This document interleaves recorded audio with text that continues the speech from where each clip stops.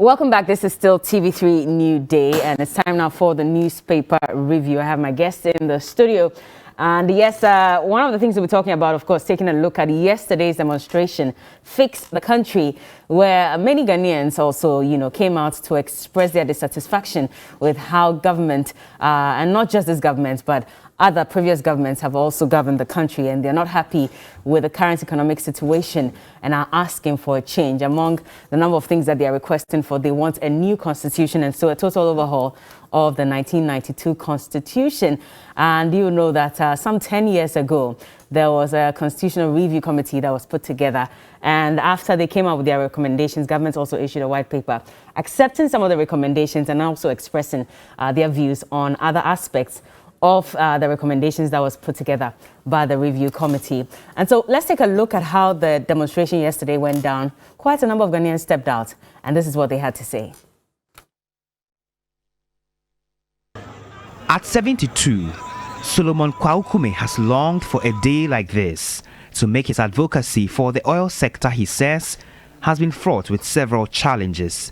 It's an opportunity I've been waiting for the past 12 years.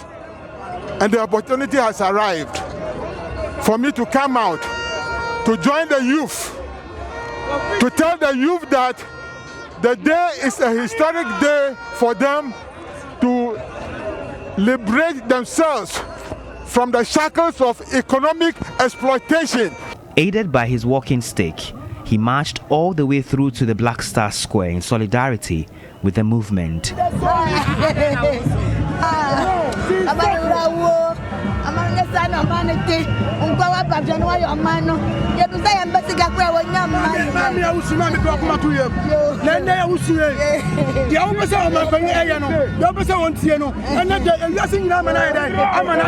His fellow septuagenarian is Akosia Yeboah, who is barely holding up.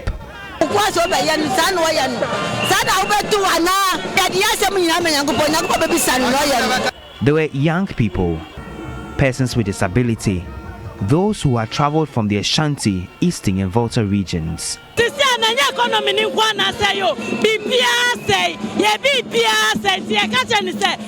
he was able to tell the late president to fix Ghana, to fix the economy, we are telling him to fix Ghana for us. We are tired. The youth of Ghana, we are suffering. Look at me. I'm a construction man. That is why I brought this one. Look, how much is cement? Today, it's 50 cedis. Look, when are we going to build? I'm a teacher at Obuasi. You have changed the curriculum for about 2 years, but you haven't given a textbook syllabus. Several times I lost my colleagues as the crowd thickened, but the people were determined to make this one count. Never mind the sweat and distance, the protesters spoke. Nobody was to be left out. We are against the bad leadership of this nation, the bad governance of this nation. Nowadays, our church members, when they come to church, they can't give offering, they can't pay their tithe because all our members are broke. There are no jobs in this our nation. Turn after turn, the conveners addressed the crowd. Today, we are assembled here to protest against the system. But arguably the most emotional was this one from the eldest daughter of a slain activist in Ejura, Mohammed Kaka. If my younger sister true justice, give a reason to believe Ghana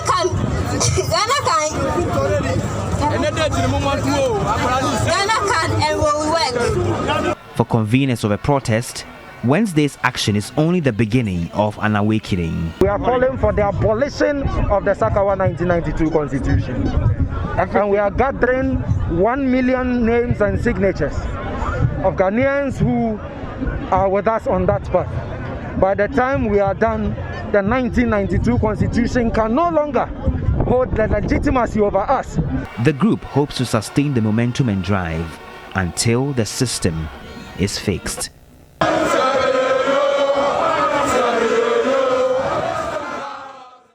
Well, they will not stop until the system is fixed. And that was Ernesto Yeboah in the latter part of the video. He's the leader of the Economic Fighters League and one of the conveners of Fix the Country. And so a number of demands were made by them. We'll get into that conversation shortly, but meet my guest this morning, Vincent Esefo, as the MP for Old Tafo constituency. Good morning. Good morning. How are you doing? The name is Asefwa. Asefwa, not Asefwa. I always say Asefwa. Because we say A, so then when you see A before, Asefwa. But when the old boy is home and he hears it, he's not happy about it. I can imagine. Yeah. We're correcting it from this day. So please, you see him in town, make sure it is Asefwa and not Asefwa.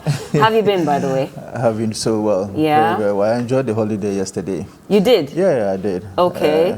For the hurly belly of parliamentary work for about 2 months now, over 2 months now, and to have 1 day to be able to have rest. This is the first time that you're getting rest in 2 months? Yeah, 2 months, yeah. Because during the weekends, you're also busy. You have to be in the constituency sometimes.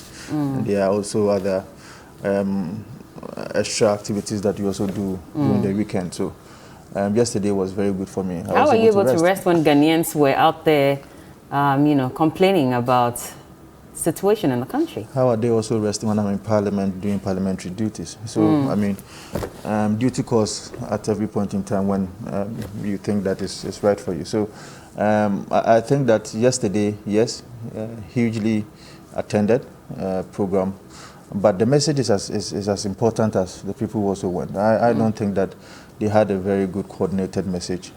You don't think so? I don't think so. We'll come to that. Let me also introduce my second guest in the studio. He's the MP for Tamale North, Alhaji Sweeney. Good morning. Morning. You taught me something, but Malaka. Maraba. Well, Malaba. They said you will murder it, and you have. At least I didn't say Malata. I said Malaka. Maraba. Yes. Then you said To. Ongoya. Nagode. Yeah, we have completed that part of it. You have mixed it all. How are you doing as well? Alhamdulillah, I'm terrific. I think it was a good holiday too. Okay. At least for the first time, I felt, but not for the first time. I mean, a couple of times I have felt that way. I felt bad that I was a politician, monitoring the demonstration. I wish I had the opportunity to join them because I thought they were marching for a good cause. It's the reason, personally, I joined politics to make this country better. And so it is a move that I practically associate with. But I know that perhaps it wouldn't have been appropriate to physically join them, but I was with them in spirit. And maybe my brother couldn't join them because he did it some time ago to occupy where it's comfortable. And so you remember the Occupy Ghana and where all of them have now occupied. But I mean, Ghanaians were not only protesting the party in power. I get it. And they made it very clear that the NDC is equally to blame. I mean, it's just like the Occupy Ghana. They were not, they said they were not protesting against the NDC government, not so. They were simply complaining about how things have been over the period. I was even surprised that His Excellency the President still had courage to speak about the Gogisbergian economy when he posted about the holiday on his Facebook page yesterday. I was surprised because that was what he pledged to change. You remember the Occupy Ghana demonstration? I remember It featured prominently that the structure of the economy had to change, and we inherited this structure from the colonial people, and there was a way that it could be changed. But you still have him telling us that we have to change the structure after being in power for over 6 years. But that's just by the way.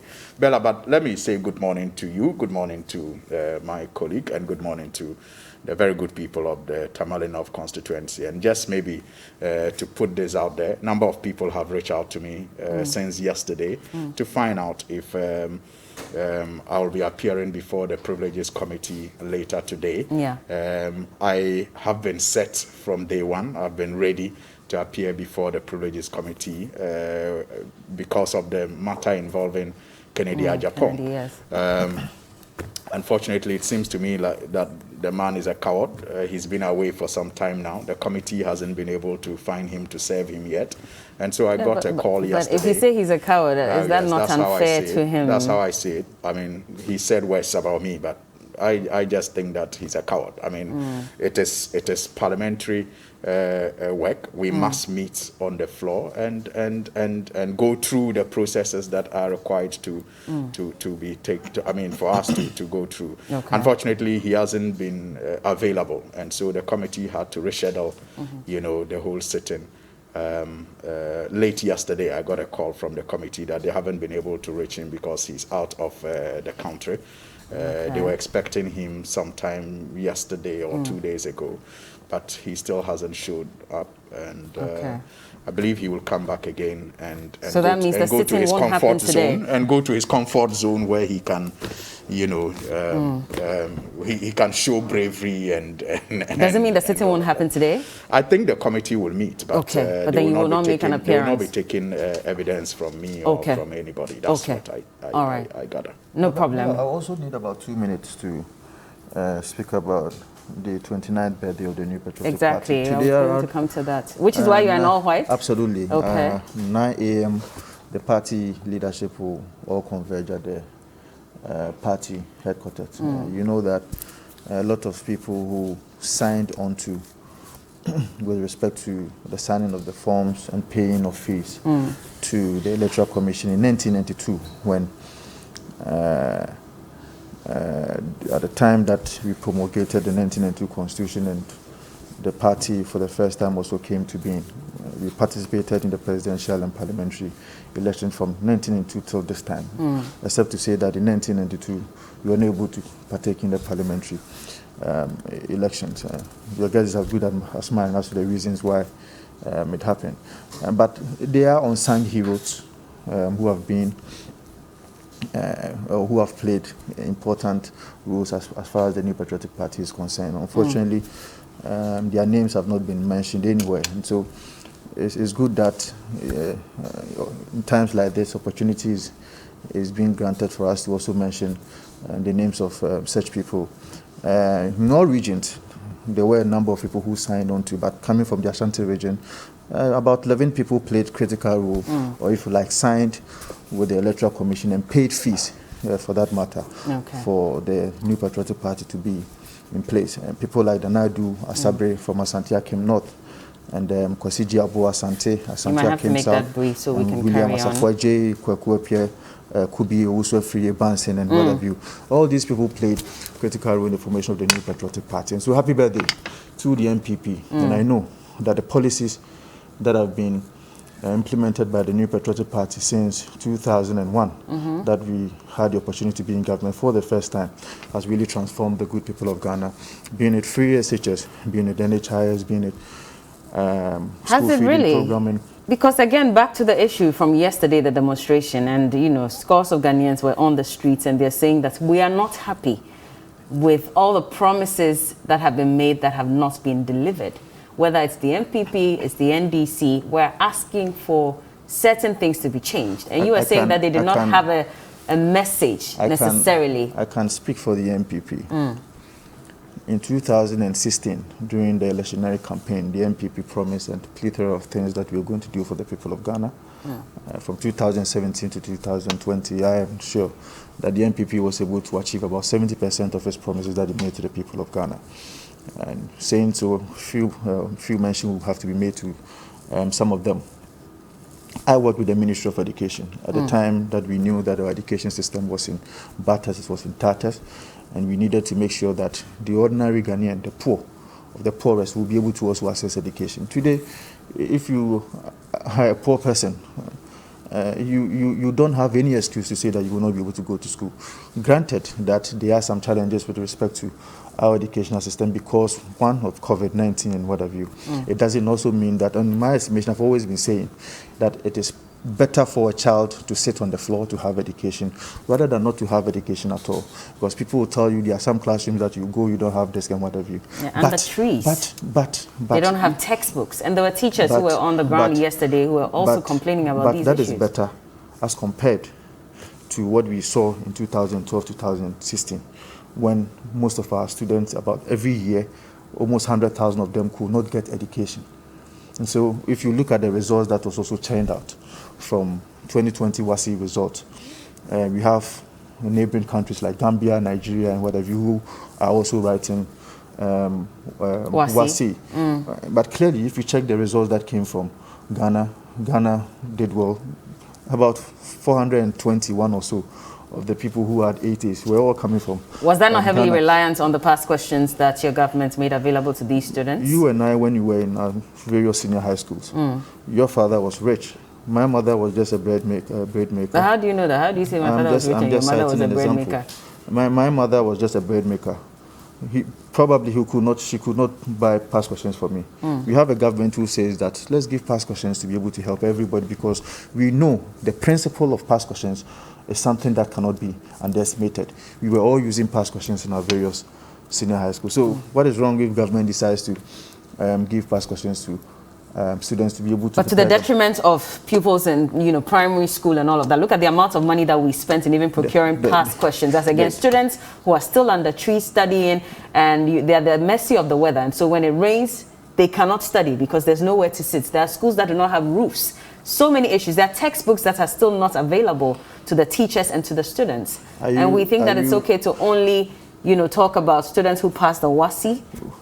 Bella, I have been in this studio as a PRO to the Ministry of Education to champion the good works of Dr. Mato Puku Prempe from 2007 to 2020. With respect to the number of KG blocks that we built, with respect to primary schools that we built. In fact, from 2017 to 2020, we built over 140 KG schools. From 2017 to 2020, for primary schools, we built over 400 of them. And so, with respect to expansion of our infrastructure deficit, it's something that the MPP government from 2017-2020 prosecuted that agenda effectively.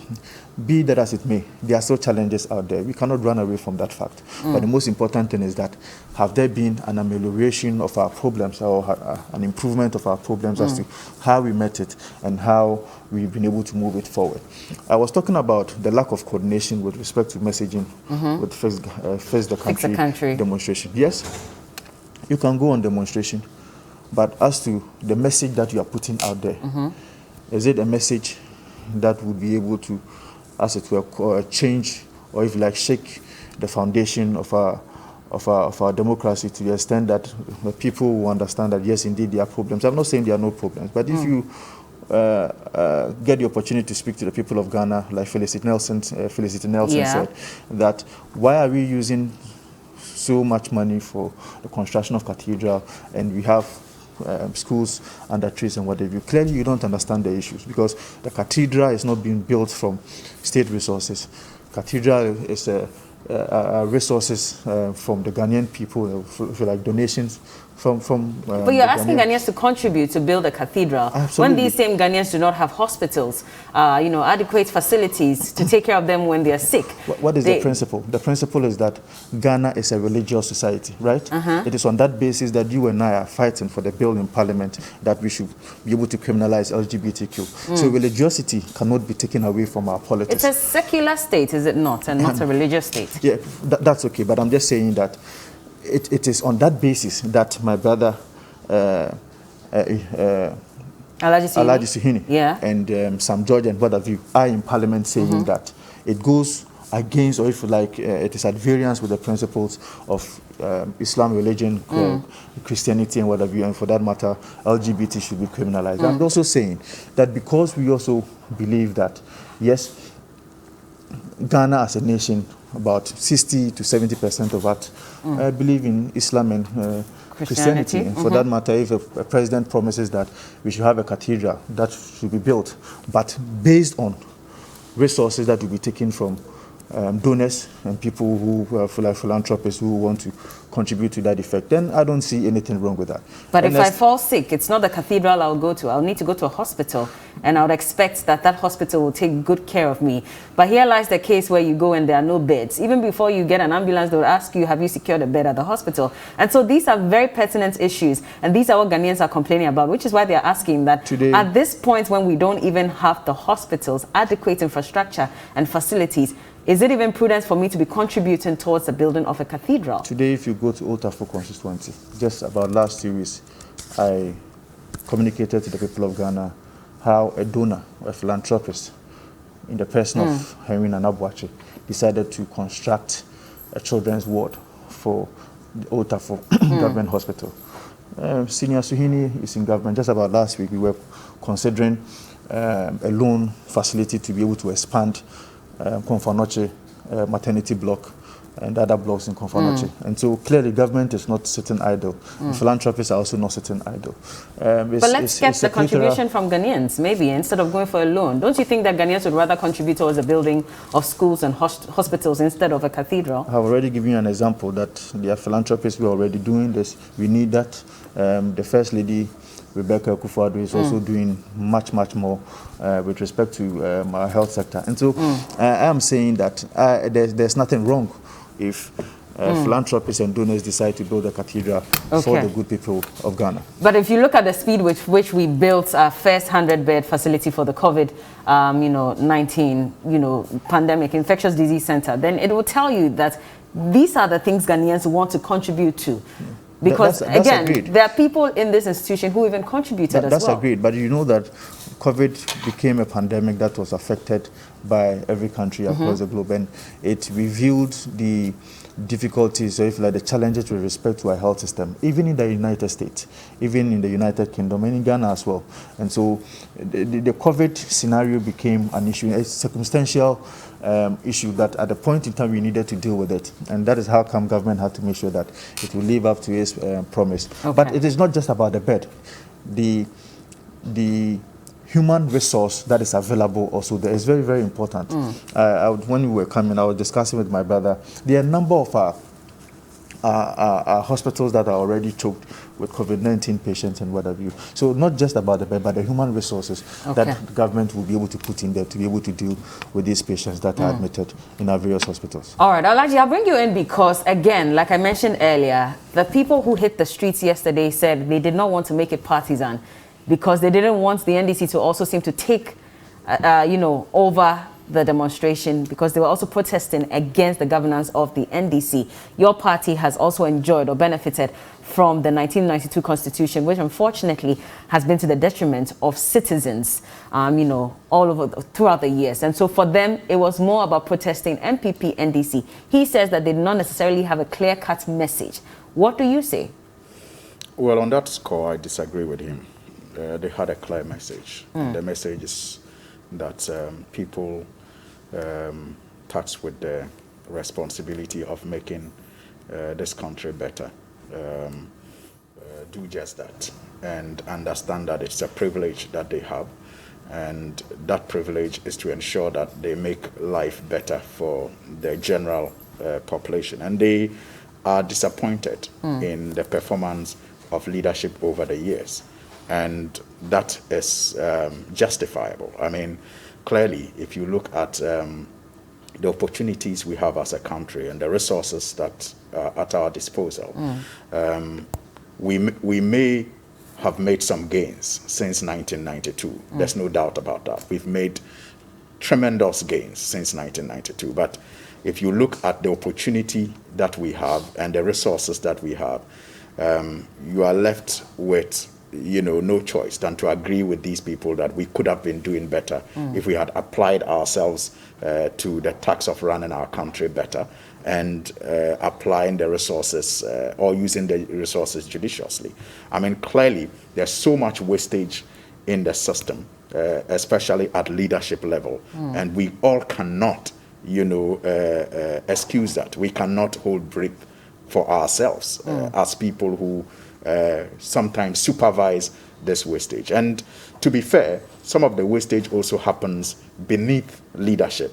But then they say when the fish is getting rotten, it starts from the head. And so we have the responsibility to ensure that even those who engage in the wastage, in fact, I'm using a very palatable word. It shouldn't be wastage, the corruption. We cannot excuse ourselves. So I agree with them. And I think they had a message. And the message was that we must begin to see our leaders doing better, putting the interests of the average Ghanaian above everything else, and applying our resources, to better use. And for me, that is as clear as a message can get. So I disagree when he says they don't have a message. Now, a couple of things that he raised. When you, for example, speak of the cathedral as if to say state resources are not going into it, then you are not being fair, especially if you remember how we had to pull down, you know, estate houses of judges that we had constructed less than 5 years, just so that this project could take off. When you think about it and you remember what I just said about wastage and misapplication of our resources, you understand why people like those who gathered yesterday will be on the street. Because some of them, as we listen to them, cannot even meet, you know, the daily required meals. Breakfast, lunch, supper is a problem. And we have a country where we think that it is so wise to pull down less than 5-year-old estate houses of judges. So we put up a cathedral. You know, obviously it is insulting to the man who cannot, you know, find 3 square meals a day. And such a man, if he is on the street against the one who took such a decision, has the right to do that. Again, look at the cost of the land in the area where we are putting up this. And that is an asset of the state that is being, you know, put up for this use. And go and look at the work that is currently done there. And I mean, some of us, you know, have people who are close to the construction. And the amount of money that is being sunk in there as we speak are not the monies that are coming from the so-called donors. We know. In fact, even some of the depth that they were supposed to dig, they have realized that the place is so rocky, it wasn't anticipated. Again, poor feasibility studies done. And so the cost of the project is likely to, you know, even be higher than anticipated. You know, so, I mean, you cannot absorb state resources from what is currently going on there. But that is for another day for us to debate as to whether a cathedral is needed or not. Would it provide jobs at least? I'm just looking. I mean, everything you engage in, sometimes you have to look at what jobs you want to provide. What jobs do you want to provide? Do you want to build hospitals so that nurses can be employed, accountants can be employed, what do they call them? Obstetricians. Yes, can be employed.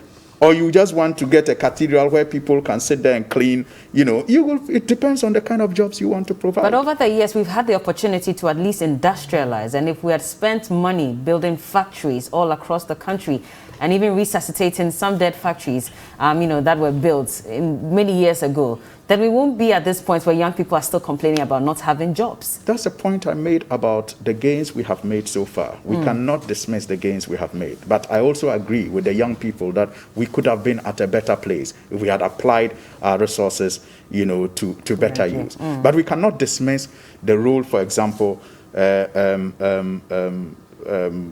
Fund plays in our education setup. You can't. I mean, our education would have been worse without Get Fund. Now, it took the visionary leadership of, you know, a government at the time to set it up, together in collaboration with students, actually. And that is why these days I miss student leadership.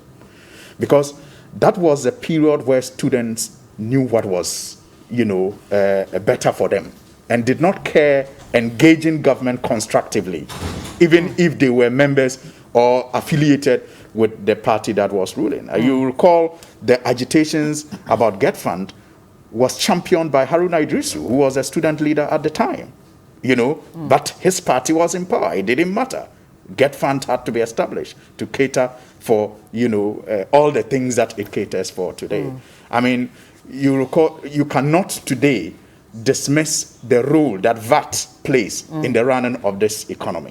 You can't. I mean, clearly without that, the government will ground to a halt because you cannot raise the needed revenue to do anything. But we've taken away the power of some of these student leaders, because now even for all our institutions, we have the side for NDC, the side for MPP. So TAIN and TESCON seems to have taken over. That's for another discussion. You know, I'm just asking this because you're talking about how vociferous, you know, student leaders were in the past, as against now, where politics has taken over. So you don't get them really, you know, arguing for the benefits of the students, but rather for the benefits of the party. It is a sad thing, but my simple answer to that is, yes, TESCON and TANE are in our campuses and they are meddling in the student politics, but we still should be able to produce people who can call the color red what it is and not say something else. It shouldn't matter if you are a member of TANE and then you become the NUC's president and your party in power is engaging in policies and programs that you know will not benefit the student population. I think we should be able to produce student leaders who will be able to have principle, to be able to stand, you know, by their principle, regardless of their affiliations when it comes to politics. But that hasn't happened yet. And I'm saying that is why I miss student leadership at the time. And that's why I use Haruna Idrisu as an example, because the fact that he had some soft spot for NDC did not stop him from, you know, battling the government at the time. I remember the debates that he had with government ministers at the time. But he used it as a launch pad to also launch his political career, did he not? And it's not just him. I mean, the list is endless. I'm just bringing all that in. I'm not on prayer and the like. I don't want us to dwell on that. That's why I say it's for another discussion. I understand, but I just needed to bring that in because we're talking about how politics has become more profitable than industry and the like.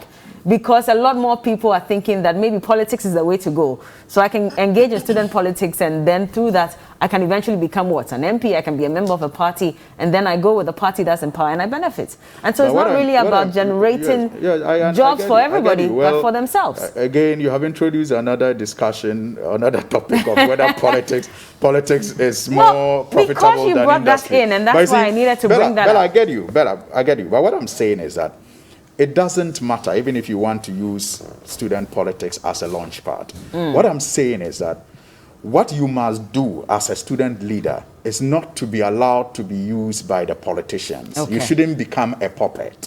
So I'm saying that even though Haruna Idrisu, when he fought for the GET Fund to be introduced, he fought with party that he is associating with today.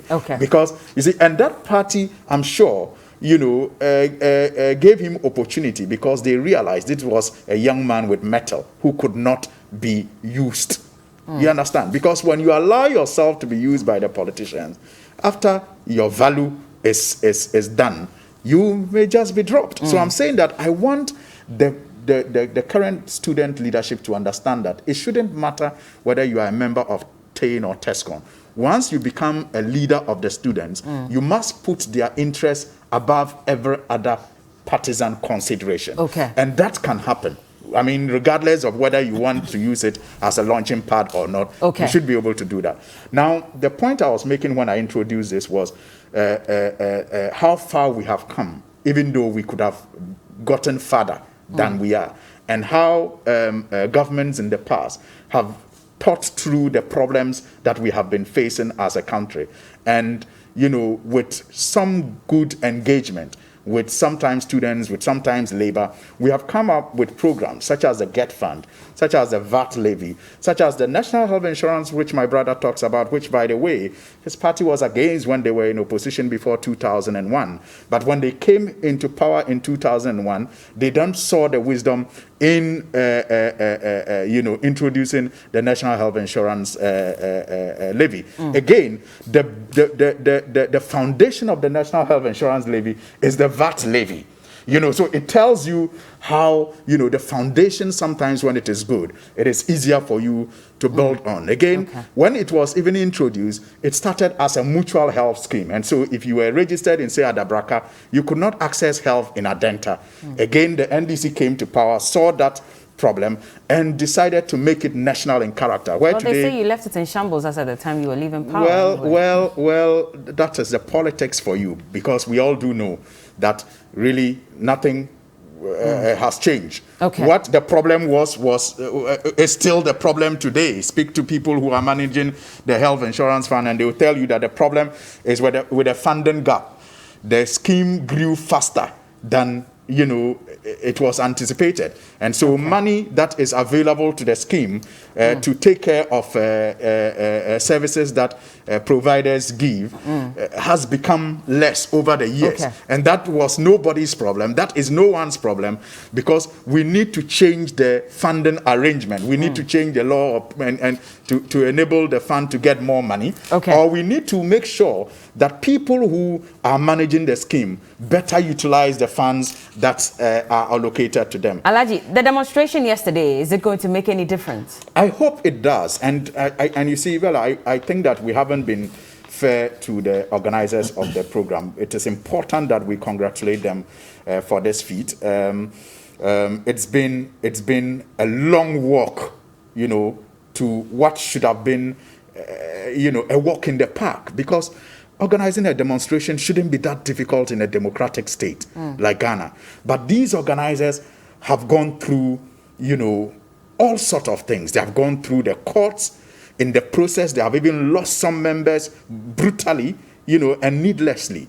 And for them to be able to pull it together yesterday the way they did, they deserve all the commendations. I mean, that is the kind of patriotism we need. That is the kind of commitment we need from citizens, to choose a cause and focus on that cause until it gives you results. And I think they deserve all the commendation that we can heap on them.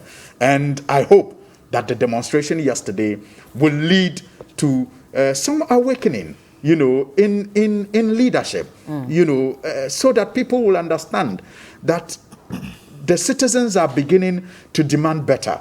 You see, every country that has done well, if you read their history, a lot depends on what the citizens expect. So that's why some philosophers will tell you that people deserve the kind of government they get.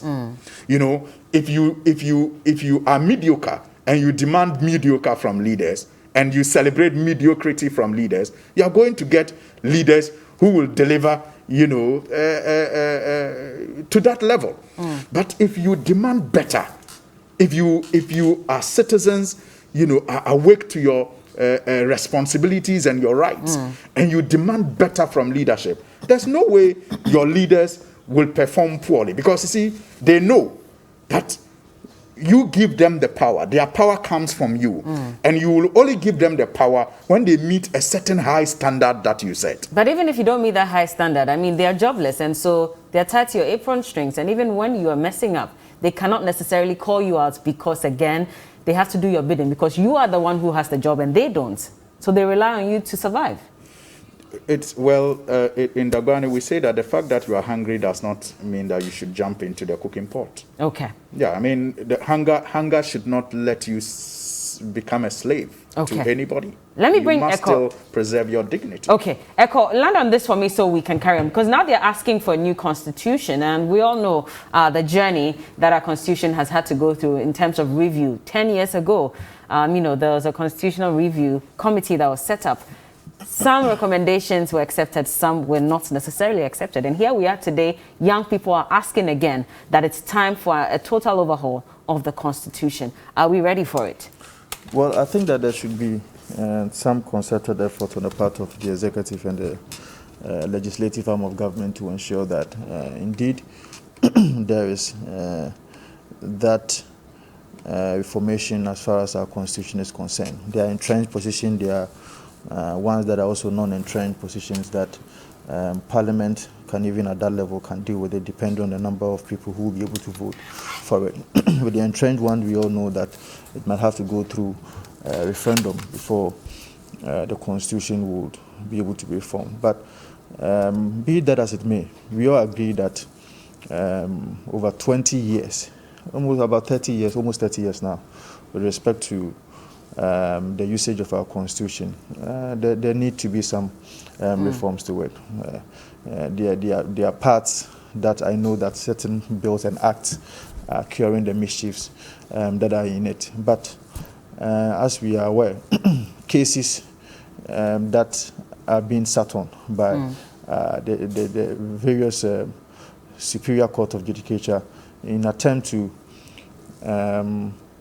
explain, or if you like, put proper explanations to the letter and spirit of the Constitution have been doing well with respect to the mischief that we find in the 1992 Constitution. So, yes, the principle is that we all agree that we need to be able to, as it were, reform our Constitution to the point whereby you'll be able to have the maximum benefit from our Constitution. So I support that call. And I think that the Ghanaian people also support. Let's move on now and talk about Saglemi, because a few days ago, the Attorney General and Minister of Justice dragged the former Minister of Works, Water Resources, Works and Housing, at the time, that's what it was called, Alhaji Collins Dauda, his successor, Dr. Kweku Agyemang-Mensah, and 3 others to court, accusing them of willfully causing financial loss to the state over the Saglemi affordable housing project. Now, the state is pressing 52 counts of criminal charges against the accused persons for intentionally misapplying $200 million of state funds by paying for 1,412 affordable housing units at Saglemi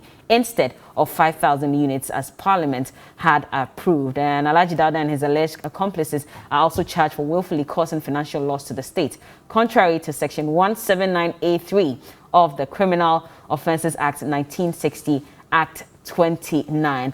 And so it's a number of them. The other people who have been accused, they include the chief director at the ministry from 2009 to 2017, Alhaji Ziblim Yakubu, who is also accused of further, reducing the number of housing units from, 1,004 as at the time when it had been reduced to a little less than that. And also the executive chairman of Construtura OAS, that's a Brazilian company which constructed the affordable housing project at Saglemi, Andrew Kolkanas, and a director also of RMS, the engineering, procurement and construction consultancy subcontractor, Nuvi Tete Angelo. And then also, yes, so Mr. Kweku Agyemang-Mensah. Now, there's been a bit of back and forth between the communications director of the NDC and also the then Minister for Waterworks and Housing, Honorable E.T. Mensah, over whether the project was supposed to be constructed in phases or not.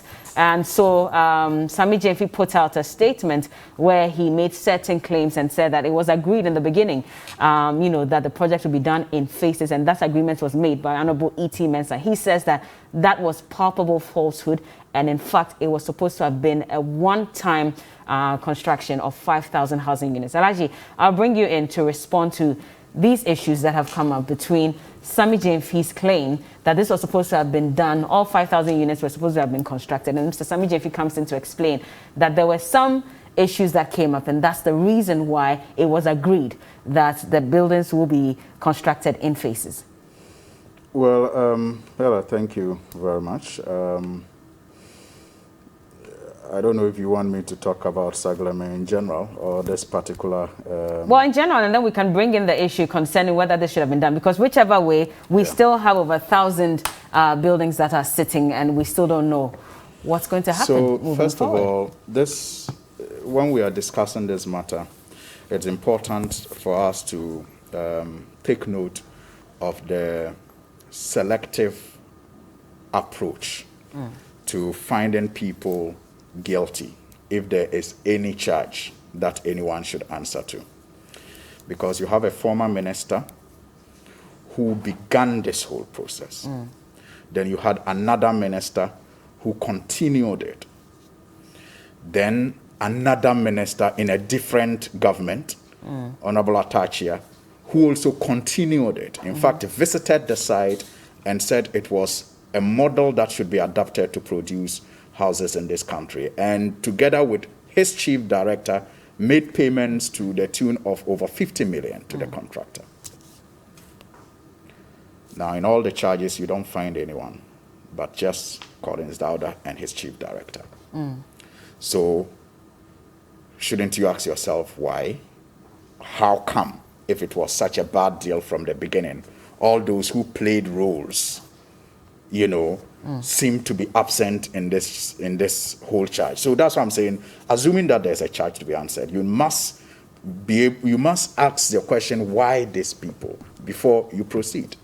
Again, we shouldn't forget the fact that we have a huge housing deficit in this country, and this project, comprising so far about 1,500 units, have been left to rot in the last 5 years, whilst people are sleeping in kiosks and workers are having to grapple with high rent at far places from their workplaces.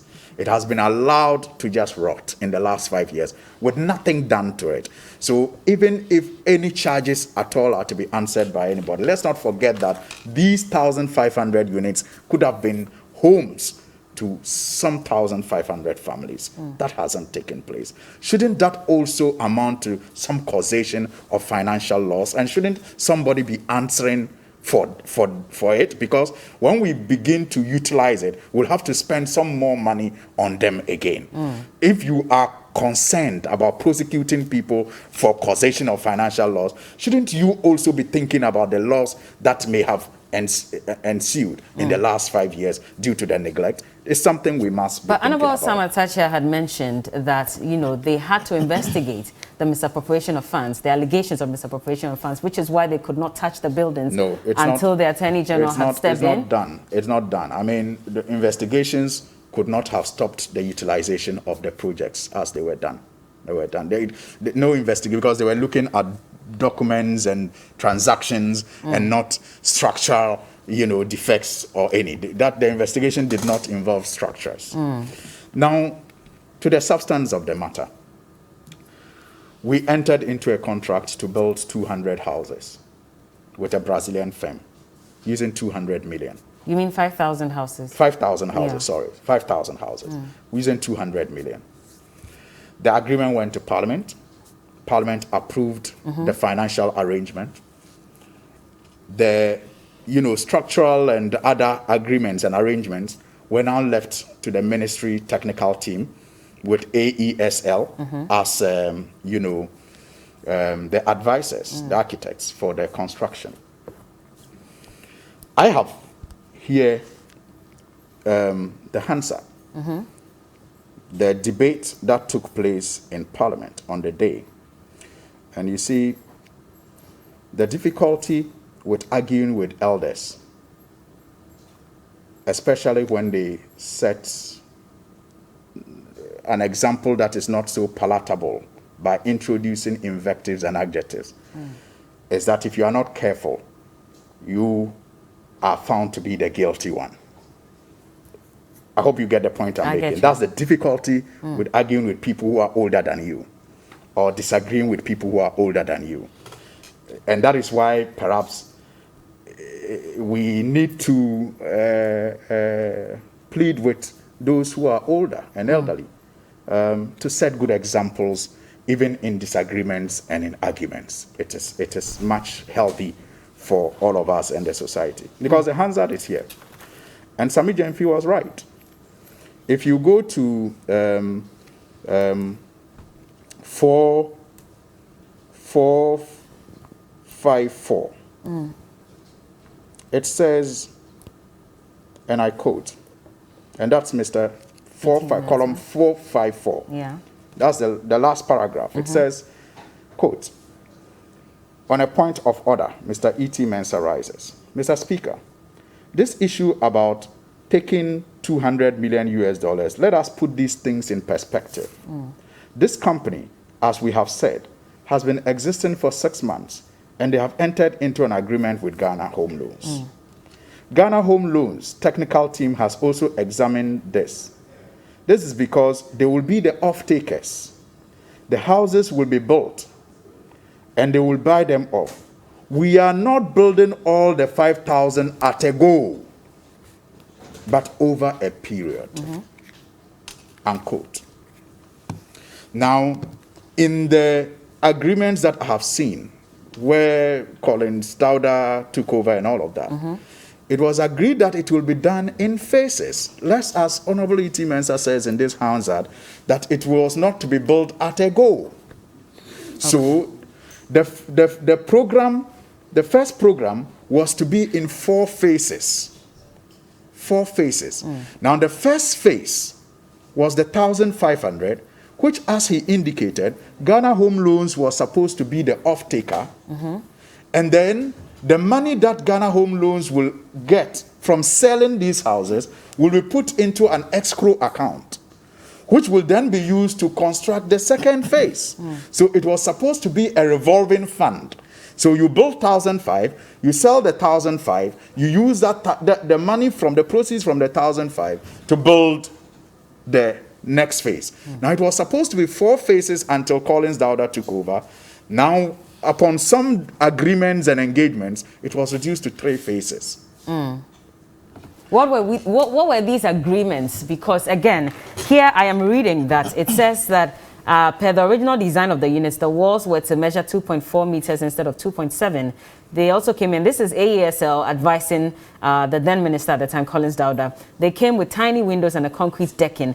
And so there was also no consideration for drains and a sewage system. Furthermore, pavement blocks were to have been used for the roads and pathways instead of asphalt. Upon the experts' advice of AESL, however, the walls were increased to 2.7 for comfortable habitation, while the windows were expanded for proper ventilation. Drains and sewage systems were also incorporated, and the design and engineering changes proposed by AESL, according to impeccable sources within the ministry, consequently shot up the cost unit of the project. And this is what compelled the minister to build in phases. And so this is one part of the conversation that we're having here, where it says that's the reason why it was built in phases. Is this true? But that is what I have told you what happened in Parliament. This was even before anything happened. This was even before any, structural agreement took place. I'm talking about the debate that took place during the consideration of the sourcing of the funding for the project. We were told at that point that it was not to be 5,000 at a go. Okay. You need to understand that at a go. So if later the AESL found out that the drawings needed to be modified and sewage systems and land preparation that should have been the responsibility of government had to now be the responsibility of the contractor, it obviously was going to lead into some costs increases, and other measures would have been put in place to contain those costs. Okay. But the debate over whether it was to be done in phases or not should be settled by the point of order intervention that came on the floor of the House, that this was to be done in phases. Okay. And maybe in court, when the argument starts, we'll get more evidence that will show that $200 million as agreed was not for 5,000 units, bam, like we say in Ghana, but it was to be done in phases, with Ghana Home Loans being the off-taker, selling some of it, and then raising money from the sales to build other phases, and eventually hitting the 5,000 mark. Okay. That is the story of Collins Dauda, and that is the story of the NDC government. And I believe that in court, the evidence will be adduced to support this story. But what I don't want us to forget, Bella, is what I started with. The selectivity in the choice of prosecuting people, if there's any charge at all to be answered, should not be ignored by anybody. Okay. Because Collins Dauda and his chief director were not the only people involved in this deal.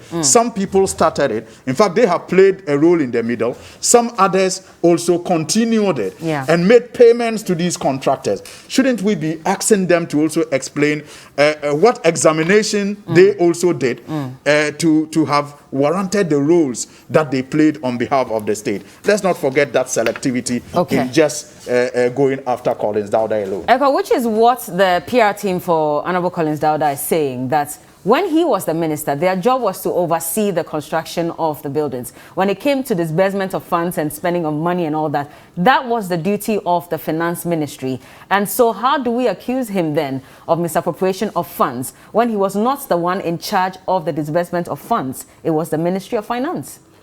Well, Bella, let me say that my senior brother, Suhini, is, in my estimation, is missing the point. The charges that was preferred against Collins Dauda was on issue of alteration. If there is a parliamentary approval, you felt that you could not, on your own, approve an amount of $200 million to be used to build 5,000 housing units. And for that matter, you went to Parliament to seek for parliamentary approval. the big question is, if you seek to alter that said parliamentary approval, and the Honorable Samuel Achia is one of the astute lawyers that you can have in this country. I am not having any doubt in my mind that proper analysis and proper investigations were not done before he advised the Attorney General. So the question I ask is, on what basis do you alter what Parliament has approved? That is $200 million that is supposed to be used for 5,000 housing units, and alter it or reduce it to 1,500. That is the big question. That is the big question.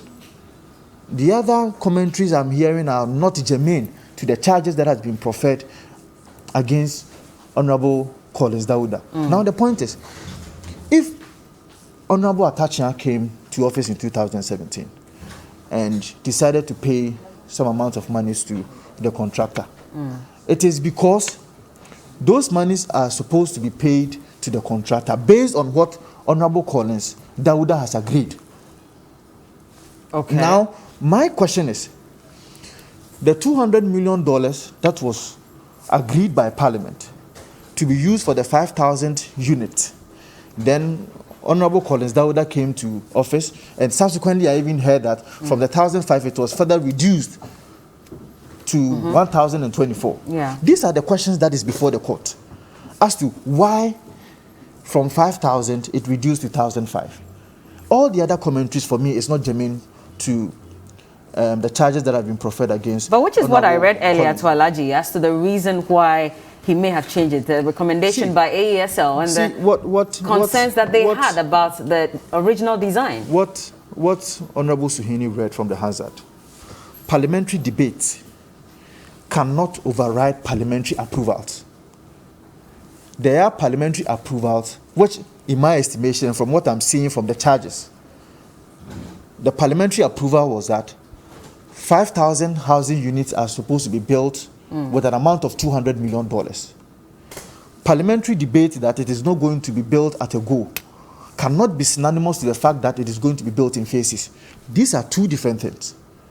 It is not going to be built at a go, and it is going to be built in phases. Two different statements. It is going to be built in phases would mean that, yes, $200 million has been approved, but maybe every year we are supposed to build 1,000 of them. But it is not going to be built at a go, in my estimation, could mean that, yes, $200 million has been approved, but maybe every year, let's try and build 1,005.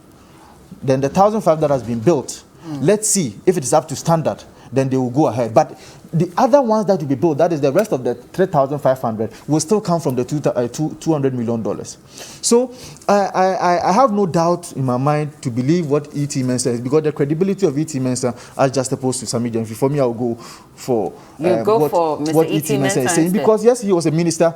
He was a minister of Western Housing in 2000. At the time, 2009, Sami Jenfi and myself, we were probably in KN West. So I will listen to what the minister is saying. That's just supposed to what Sami Jenfi is saying, because Sami Jenfi is just based on hearsay. So how is he based on hearsay? Has he not been advised, by his party? That's what I'm saying. That is what I'm saying. Which is why he came out boldly to write this. Hold on, Alaji. Let him just land. No, I just wanted to help him with his analysis. Approval, in my estimation, is different from parliamentary debate. Okay, let Alaji come in. You could have just explain that quickly so that quickly Cookie can stood on the floor of Parliament to make statement. But it is not. It is not synonymous with what let's put aside what was said in the Hansard. I have with me the agreement here, the 4th January 2013 agreement. Now, 1, 2, 3, 4. The 5th paragraph says, whereas the Ministry of Water Resources, Works and Housing has agreed to provide the site located at Saglemi, Greater Accra Region, with an area of 2,172 acres, the site, the contractor and the ministry have agreed that the project will be executed in 4 phases of approximately 500 acres each, incorporating the infrastructure and layout for the 4 phases, and that this phasing be incorporated into the agreement. The first phase is set out in Annex B. Initial phase indicative timetable. That's the point I'm making. So you see, that's the point. Can I finish? Remember, I told you the original agreement was 4 phases.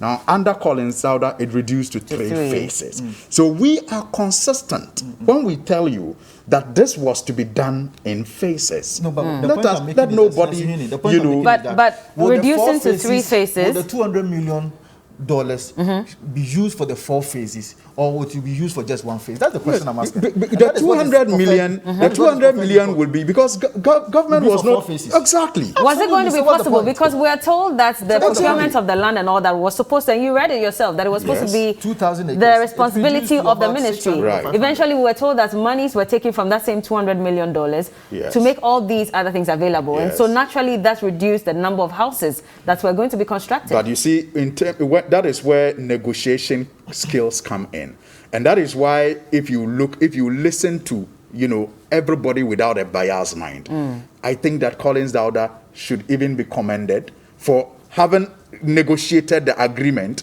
to a point where the phases now had to be 3 instead of 4 without an increment in the contract sum. The only problem we had was the increase in the cost of a unit of a house. Because then the thing was, the government doesn't have money again. So Ghana Home Loans, if they are still the off-takers, will have to now perhaps sell the houses higher than they originally thought they would be selling them for. Okay. So the cost was not coming back to the state to take additional loan for the contractor. So we wouldn't have needed extra, more than just the $200 million to be able to build the 5,000 units? We would have rather perhaps, instead of maybe if you were going to pay $100,000 for a housing unit, you would have now had to pay 120. At the moment, we're told that we have a little over 1,000 houses that are even not fully completed, and even that we've spent close to the $200 million on these units. I mean, we are told that 1,500 units are completed. It's news to me that you are. Let me let Cookie read. She's been here for a while. Before she comes in, I want to make this point. The argument of the phases, for me, the reason why I've said it is irrelevant is that will the $200 million or the $200 million as he read was it supposed to be used for the 4 phases that he's talking about?